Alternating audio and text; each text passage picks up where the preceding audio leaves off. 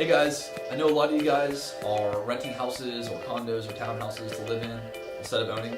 So I wanted to speak really quickly about when you're going through that process of finding a rental house, some things that can kind of help you with that whole process, make things more efficient, and just make your life generally easier.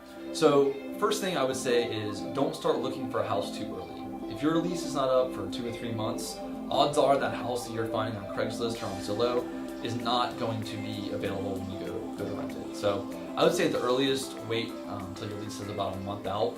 I know it's, for some of you it might seem like it's a little kind of putting off the last minute, but more often than not, houses for rent are either vacant or going to be vacant in the next 30 days.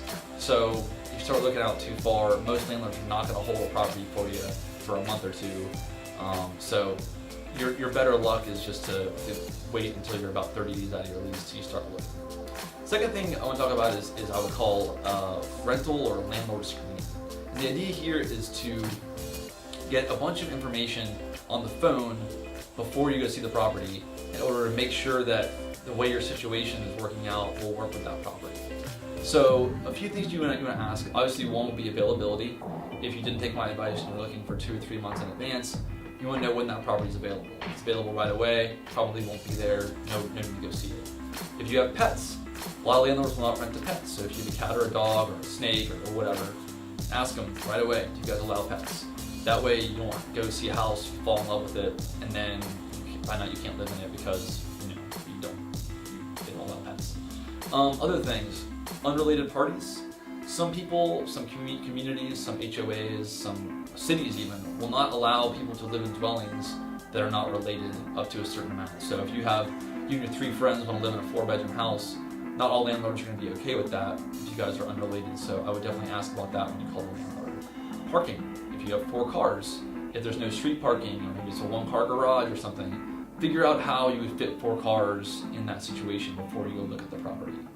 A few other things. Credit, income, criminal history. Most landlords will run your credit, will run your criminal background, and will want verification of your income.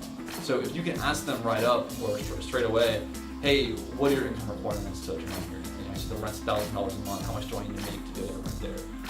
What are your credit requirements? Do you guys work with bad credit? If you've had a bankruptcy or an eviction or foreclosure, these are things that are going to come up when the landlord runs your credit and does his background check. And it's a lot better to either, A, to be straight up with them so they can, they know you're trustworthy and they can work with you.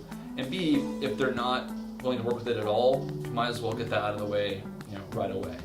So there's a lot of things on the phone that you can find out before you go see the property and waste your time seeing a property that you can't actually rent.